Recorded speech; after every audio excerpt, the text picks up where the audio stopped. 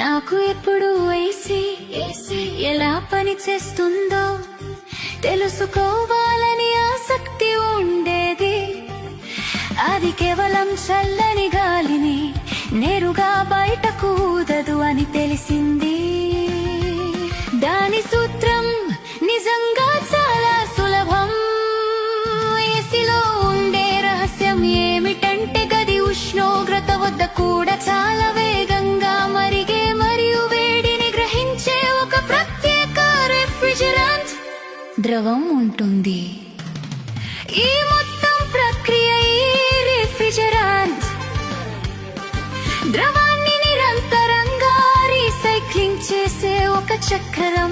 ఇది మీ ఇంటి లోపల మొదలవుతుంది. ఇక్కడ 7 డిగ్రీల వద్ద ఉన్న అతి చల్లని రిఫ్రిజిరెంట్ ద్రవం రాగి గొట్టాల ద్వారా ప్రవహిస్తుంది.